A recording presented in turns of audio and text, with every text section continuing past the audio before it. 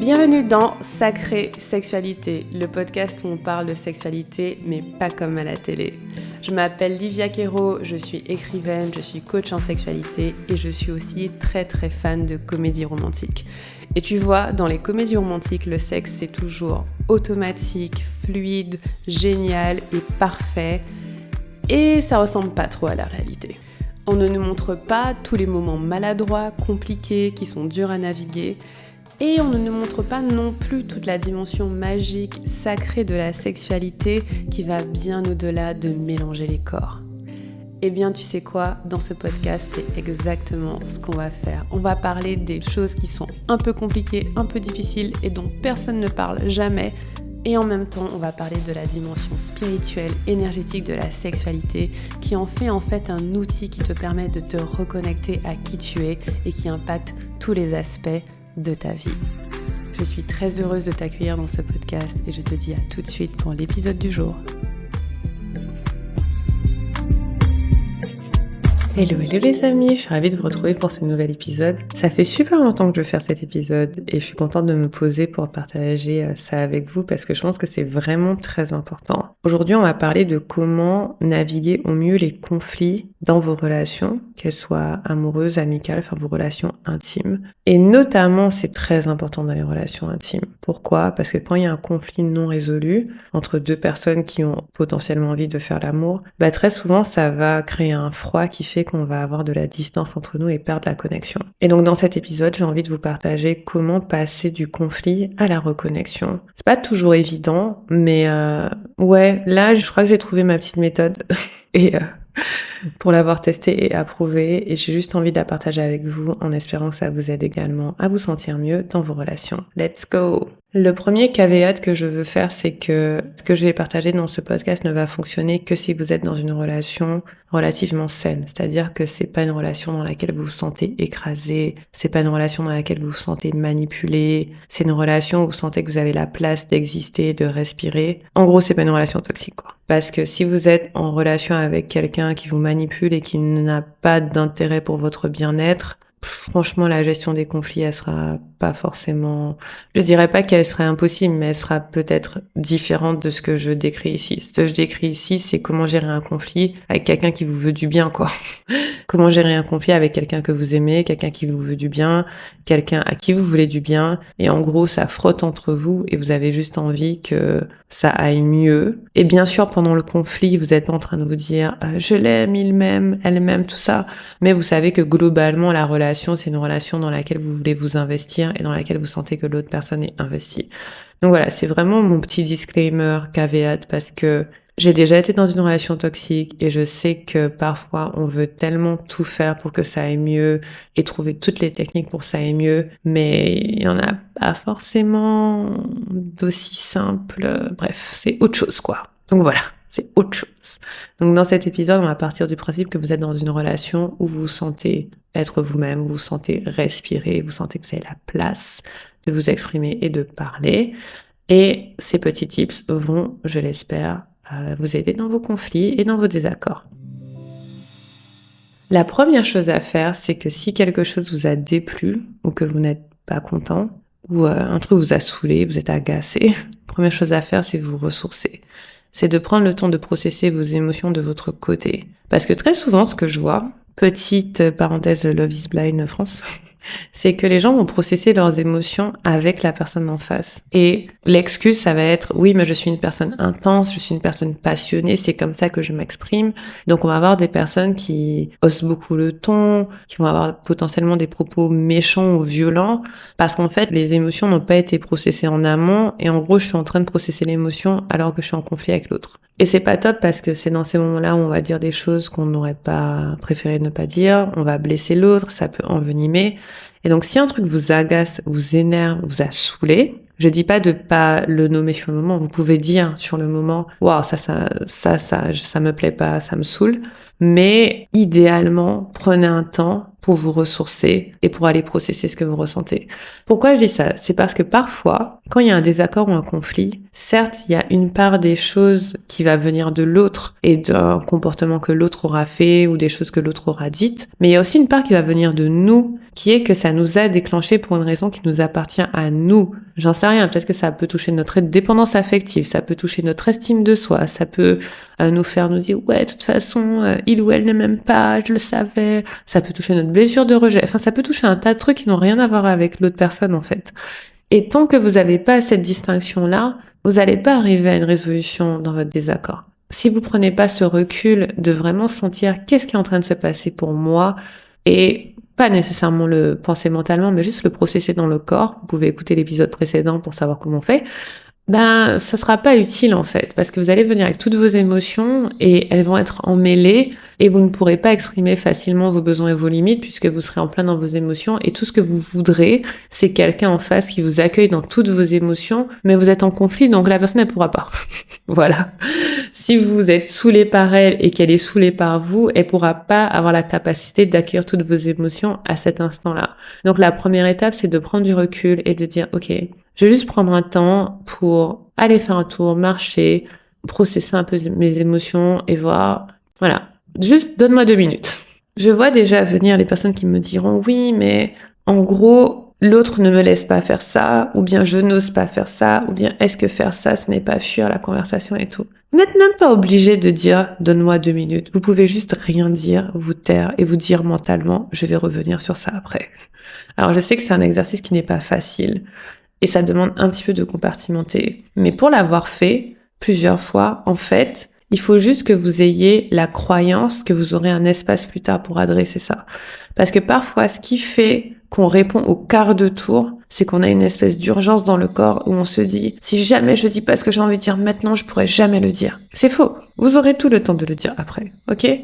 Mais si quelque chose vient de se passer et que vous avez déjà eu une première réaction peut-être, vous allez dire « oh là là, ça m'a trop saoulé », prenez le temps de prendre un petit peu de recul avant d'aller trouver le nœud de ce qui s'est passé parce qu'en fait, en vérité, vous saurez pas à l'instant T qu'est-ce qui est en train de se passer, vous aurez besoin d'un peu de recul pour ressentir les choses. Voilà, donc première chose, se ressourcer, processer ses émotions et ensuite, on passe à l'étape d'après. Deuxième point très important, donner à l'autre le bénéfice du doute. Oh my god, c'est pas facile. Mais avoir confiance en l'autre, avoir une haute estime pour l'autre, partir du principe que l'autre fait de son mieux, que l'autre veut notre bien et que l'autre nous aime. Avec ce principe-là, les choses vont beaucoup mieux, ok ? Mais si vous ne l'avez pas et que votre spirale vous fait douter de la bienveillance de la personne qui est en face, ce que vous allez chercher à faire, c'est chercher à ce que cette personne vous prouve qu'elle vous aime. Vous êtes cuit. Parce que vous êtes en conflit, elle va pas vous prouver qu'elle vous aime pendant le conflit, c'est dead. Ok. Et c'est pas facile ce que je dis. C'est pour ça que je dis qu'il fallait processer les émotions avant. Parce que si vous n'avez pas processé les émotions, c'est impossible d'avoir ce regard-là sur l'autre. Mais vous dites, ok, je sais que cette personne m'aime. Je sais que il ou elle fait de son mieux. J'ai une haute estime pour cette personne. J'apprécie cette personne. Ok. Donc, à partir de ça, qu'est-ce qui se passe pour moi? Et comment je vois la situation? Je vais vous donner un exemple. Un exemple vraiment réel. J'espère que mon chéri m'en voudra pas de raconter sa life, mais il pourra me dire après. En gros, il y a une petite période où je reprochais à mon chéri qu'il était pas assez agréable envers moi, qu'il était désagréable. Alors, mon niveau de tolérance est très bas, donc moi, désagréable, c'est quand il était pas, genre, super adorable, mielleux. Il a jamais été mielleux, hein. Mais c'est genre, je trouvais que, voilà, il me répondait pas avec tout l'amour et la révérence que je voulais. Et donc, je me disais, mais pourquoi il me répond mal? Il me parlait, et je trouvais que c'était désagréable parce qu'en fait, je sentais une certaine impatience dans ses propos. Et c'est ça, c'est l'impatience. C'est quelqu'un de très patient, et donc quand il est impatient, c'est étrange. Et donc, moi, au début, plusieurs fois, je lui ai dit, ouais, j'aime pas comment tu me parles, c'est pas agréable. Pourquoi tu réagis comme ça? Pourquoi c'est avec cette énergie-là, nanana? Et il me disait, mais il y a rien, en fait. C'est juste que il va me dire, telle chose m'a saoulé, telle chose m'a agacé, etc. Je vais faire, mais du coup, à chaque fois que t'es agacé, c'est comme ça que tu vas parler. Mais il vient me dire, mais je parle même pas mal. Bref, c'était tout un embroglio. Et donc, du coup, je me suis dit, ok, je vais aller processer mes émotions de mon côté.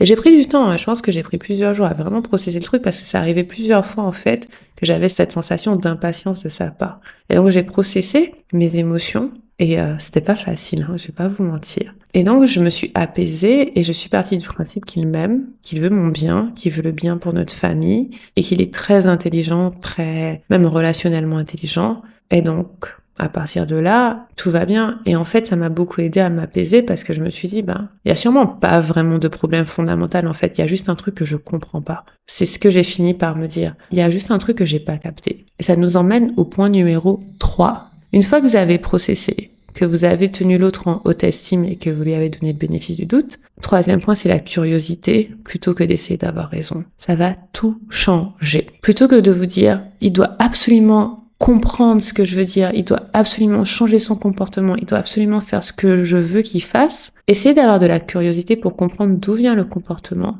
Et en fait, c'est pas toujours facile, mais quand on donne à l'autre le bénéfice du doute, en fait, on lui donne l'espace et donc on va arrêter d'être défensif et on va se dire, on va prendre un peu de recul et se dire, ok, je vais observer cette situation et je vais voir qu'est-ce qui est en train de se passer effectivement. Et donc, pour reprendre l'exemple de mon chéri, il devenait impatient souvent à cause des mêmes choses et souvent il disait que c'était à cause de moi parce que j'avais pas rangé, j'avais pas fait ci, vous savez déjà, entre nous, notre problème principal, c'est que je range pas et en plus, je peux même pas le contredire parce que là, je suis dans mon bureau et j'ai 2 tasses de thé sur le bureau. Pourquoi j'ai 2 tasses de thé? C'est pour ça. Et donc, en gros, il est impatient. Et donc, je disais, ok.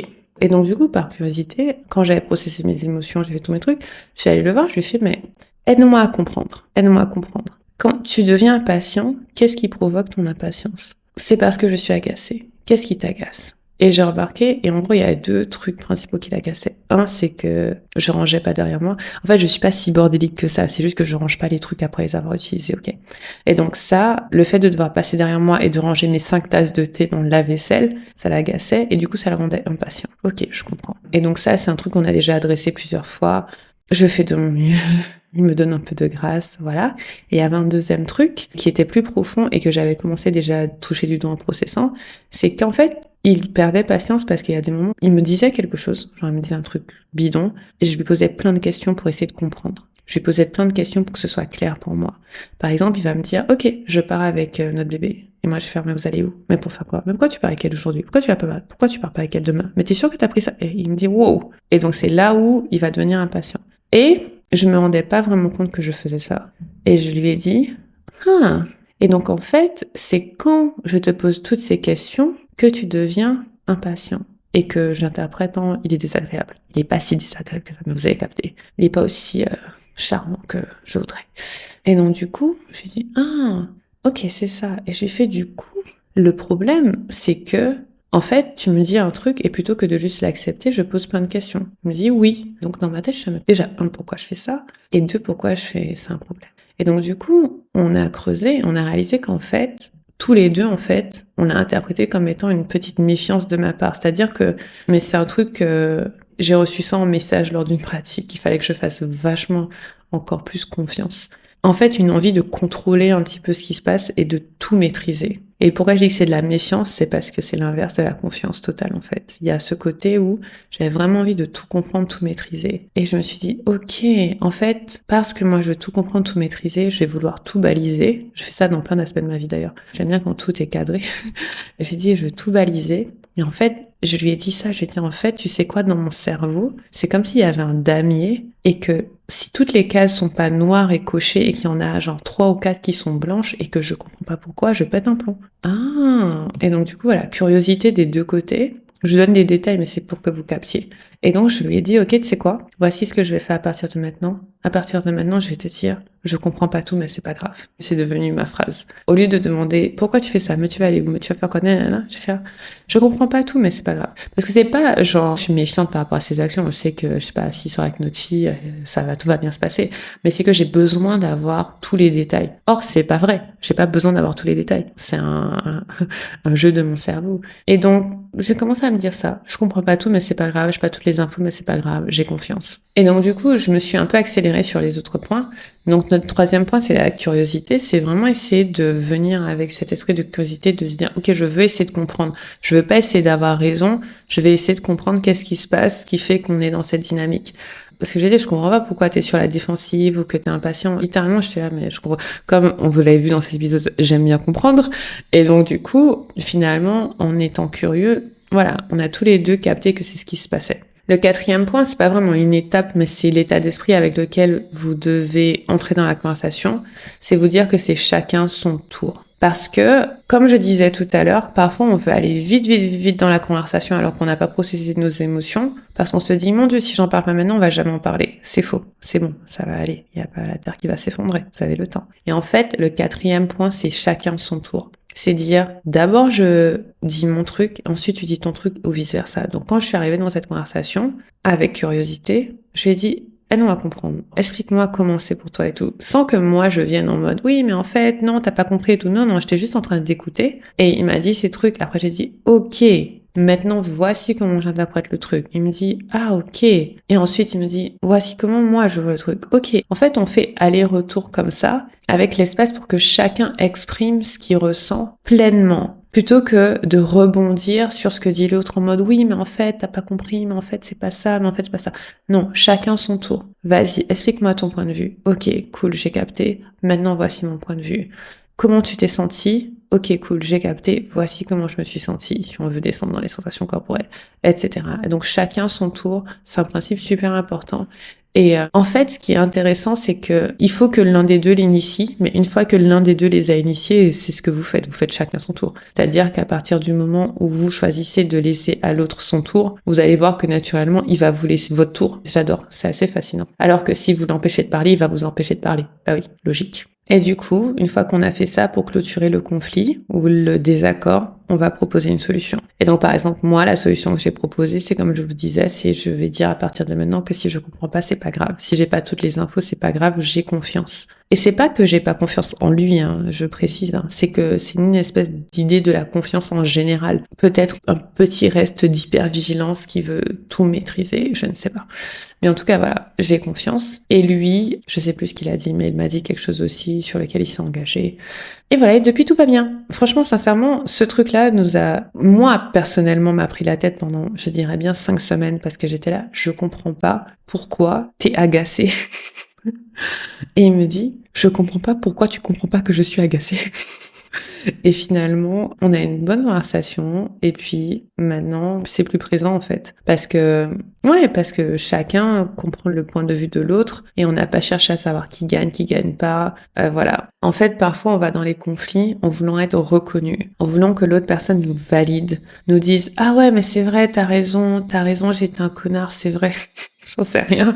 On se dit oui, si je m'énerve contre cette personne, elle va enfin admettre ce qu'elle m'a fait, le mal qu'elle m'a fait. Mais dans 99% des cas, ça va pas se passer comme ça. La personne, elle va se protéger, elle, avant d'aller dans votre sens. Et donc, du coup, si vous venez en mode, pas vraiment attaque, mais je vais vers toi pour que tu me comprennes et que tu comprennes comment je me sens de façon à ce que, tu puisses agir dans un sens qui me fait du bien, en fait, dans les faits, la personne va dire oui, mais moi, qui va me faire du bien? Donc moi, je vais d'abord me faire du bien à moi et me protéger moi. Donc vous allez être dans un échange où vous êtes quelque part en train de vous protéger parce que vous voulez apporter de la validation à cette part de vous qui s'est sentie mal.